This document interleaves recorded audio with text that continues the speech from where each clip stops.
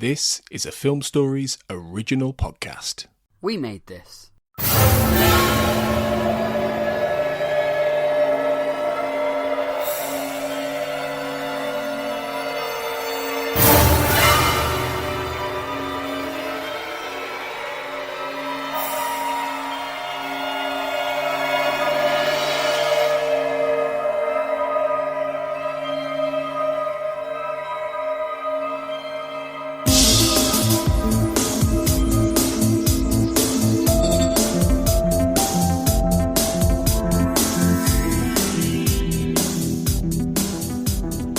Welcome to the X-Cast. The truth is in here.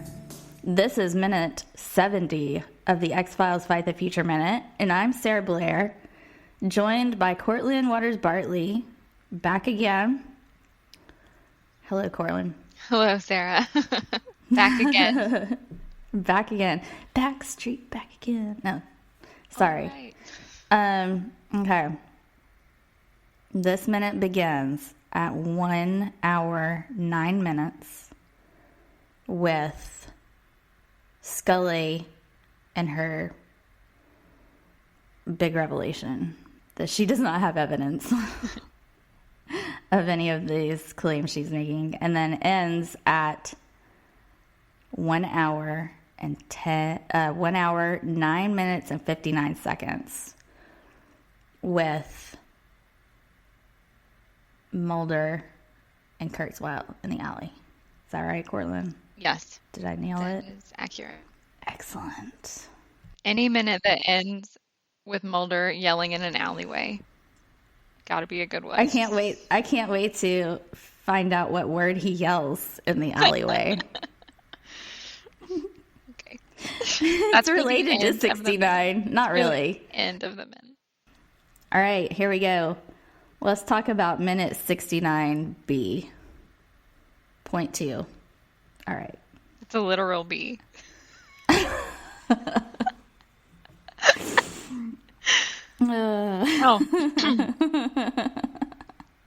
Yes. So Scully, she said, so in the previous episode, we left on a cliffhanger with Blythe saying, "Do you have evidence to support this claim? This astonishing, massively incriminating claim that you claim to have happened?" And Scully says, well, no, because Scully, when does she ever have evidence of anything unless it's an invisible body that disappears? Whatever. Anyways. Or Scully. She says she has does have evidence. She just doesn't know it. evidence that's not completely conclusive. And I feel like if someone said that to Scully, she would be like, get out. I don't want your Right. not completely conclusive evidence. But it's just all she has. Yeah. She's trying so hard. But we do see something. We do see evidence Dun, dun, dun. on her collar. Dun, dun, dun. A magical bee. This bee is amazing. It is not CGI. These days, I think they would just be like, CGI the bee. Yes. No big deal. Well, CGI, but they And did you not. wouldn't have this amazing feat that was accomplished. No, in my notes for minute 70, I have written down heroic actor because the bee was amazing. It showed up on time. It did its job on time. It knew all its lines. It was a great, great actor. It was not moody. It didn't spend time in its trailer. Too much time. It came to set when it was called. Ready to work. In just a few takes, right? Yeah. Was it one take? I think they did it in a couple takes. Yeah, I can't remember exactly. I watched in the commentary. Yeah, they were talking about how they really expected it to take all day to get it like timed right with the bee. Because they're aligned. Like Scully and Blythe are talking while we're watching the bee, and so there are lines that they have to time it with, and all of this stuff. But there was a bee wrangler. For anyone who hasn't listened to the commentary for Fight the Future, that they have like a little, I think they called it a pheromone trap, maybe something like that. Yes, a pheromone trap that's like in Scully's collar, that's hidden in her collar. So the bee is in there, and it kind of like wanders down, and then it wanders back to her collar because it's looking for the pheromones. You know what pheromones are. I do. I've been waiting the whole time. The first moment I said pheromone, I was like, here we go. It's too bad. I'm not going to say it. I'm not going to say it. Okay. I'm too classy for that. Anyway, yeah. They really expected it to take a lot longer than it did. And that bee turned in a heroic performance.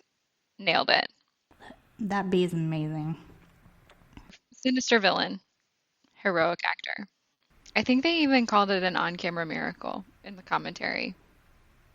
I believe it. Yeah. 3 cheers for the bee.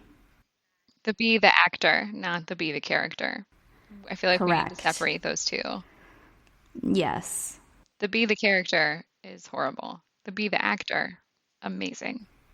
Mm-hmm. Yeah. This is important. So we've got Kurtzweil and Mulder. And they're back in the bar. And they're arguing now. Because, yeah, why not? Mulder is just, at this point, speculating wildly, I feel like. Mm-hmm. They have reached, like, full-on conspiracy rant mode in this bar. The bartender is probably, like, seriously ready to kick them out. I would be. Yeah. If I were you notice, did they have any, I didn't notice, I was not paying close attention. Did they have any drinks available? Because I feel like the table was probably empty. I think in minute 69, when Mulder first comes back to the bar, there's definitely stuff on Kurtzweil's table. I mean, he's been there for days at this point. Yeah. So he's definitely got some, I don't know, it looked like just water glasses, but he's got maybe the like a dishes piled plate. up. It could have been gin. I don't know. Gin looks like water. It's true. You're not paying It attention. could have been. I don't know. He's asking Mulder these questions, and Mulder's like, wait, I thought you knew. I thought you told me you have answers. And Kurtzweil's like, yeah, well, I don't have them all. Yeah, and you're I have like, that one. What the what? Yeah, I have that one Kurtzweil. written down. That's even so after good. Kurtzweil, see, once again, Kurtzweil, he literally just, Mulder, they're like talking, and he just gets up in the middle of their conversation and is like leaving. Like, where are you? You're just leaving? Like, without saying anything, without being like, I'm out of here. Nope, just gets up and leaves. No. And he's like, turns out I don't have all the answers. Well, great.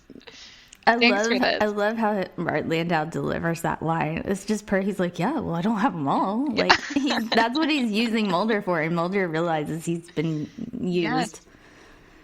As, typical Mulder. Like, they're all just using Mulder. Poor Mulder.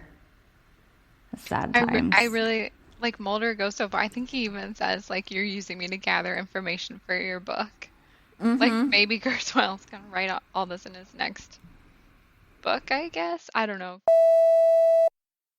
Spoiler alert. God, Cortlan. Sorry. Jeez. That's not in our minute. We can edit that out. Sorry. just redact it. Just like put a beep tone over the whole thing. Yeah, I don't know what else we got here. It's kind of the conclusion of the hearings, the meeting, I guess, or it's not really a conclusion. Just once again reiterating that Scully has some not completely conclusive evidence, and also she broke all the rules. So this isn't going to end well for her. Scully's in trouble. Yet again, Scully is the one taking it from Mulder. Yeah, why is Mulder not in this hearing? Rude. Mulder should be there. The meeting. God. He's just running off to a bar. It is a little confusing, actually, because Mulder is definitely the one who was in trouble from the bomb site. But now Scully is the one in this hearing. Yeah. Why isn't Mulder in a hearing? Why isn't there a Mulder hearing? I don't know. Interesting. Like, why isn't Mulder being reassigned to Salt Lake City? Even if there was a meeting, do you think he would be there? No. And honestly, I think if Scully were the one in this bar with Kurtzweil, it would not go well. She would have left a long time ago. 2 medical doctors met at a bar. 2 medical doctors walk into a bar. Tell Talk about fossils. Oh, man. Yeah, I don't think that would work. Can you imagine? Nope. And then Skinner's just tapping his fingers, waiting at the meeting. He's like, I don't know where they are. I told them about this meeting. I don't know where they are. Control your agents. Assistant Director Skinner. And then Skinner would get fired, and then they could all chase down the conspiracies together. Like a trio. Go on the road. Yes. Skinner, the third wheel on the road with Mulder and Scully chasing down the conspiracies. Oh, man.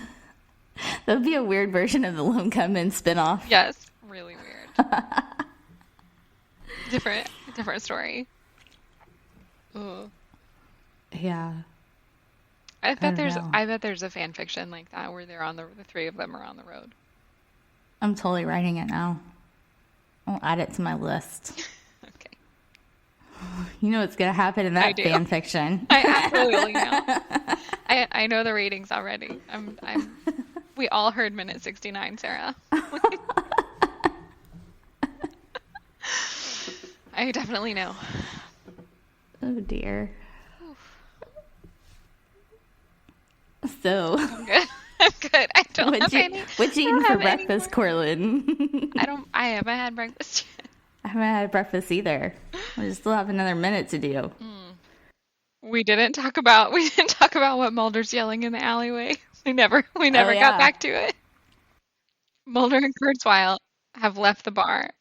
They're in an alleyway. As all great conspiracies, I guess, happen in alleyways. And the last, right at the time, what is it? 1:09:59. Kurtzweil says ass, right? On the dot. I'm putting my ass on the line. Putting my ass on the line. They're arguing about whose ass is more on the line. Because this is a mature conversation they're having. Whose ass is more on the line? Here's your mind, Kurtzweil. I mean, I think in this situation, it has to be Mulder's. He's still technically employed by the FBI, and Kurtzweil is living in a bar. I'm pretty sure Scully, her ass is the most on the line. Scully's ass is the most on the line. Good point. So Scully wins. Scully wins. Take that. Take that, boys. Okay, and that was the with last. That, we conclude minute 70 of Fight the Future Minute. So, Cortlan, you're coming back. Yep. For the next minute. We'll both be back. I'm back. For minute 71. Until then, I hope that you trust no one. Elsewhere on We Made This. The Movie Palace. Anyway, I mean, what kind of aspects of his films do you really enjoy? Because obviously we're speaking now, decades after the fact. But, the great thing is many of his films do continue to kind of resonate and stand up tremendously well today. So, yeah, what is it you like about Hitchcock? Oh, geez, there's so much I like about him. Yeah. Where do I start? He's just, I think I was actually having this discussion with my mom the other day because, as I said, she's the only one who ever really wants to watch these films with me. And I said to her, I think what he was particularly great at was showing how small people's lives actually can be, like the minutiae. We played this. There is this disability advocate called Sam Bosworth, who is a really avid gamer, who does talk a lot about accessibility of games and about how people shouldn't be shamed for wanting an easy mode, and that shouldn't be a controversial topic in the gaming community. And also how I can't remember what the game was, but there was this, I think it was a PS2 game, was it? I can't remember. It wasn't PSP, it was PS4. But basically you had to use pedals for this driving game, and he can't do that. So they had to basically find a way to alter the game themselves. Yeah. The developers didn't think about that. The time is now. A Millennium Podcast. Rating has been for this episode, and if not, would you like to hazard a guess? I gotta admit, Kurt, that I am kind of cheating because I have the page open. I like that you're only kind of cheating. I like that it's not really cheating. It's Well, it wasn't intentional cheating, but now that you ask, my guess is like it's probably like an 8.9 is my guess. Yeah, would you guess around 440 people voted? Yeah, probably around there. Yeah. I tell you what, you're bang on. It is the best rated episode of Millennium. Check out all of these shows and more on the We Made This podcast network.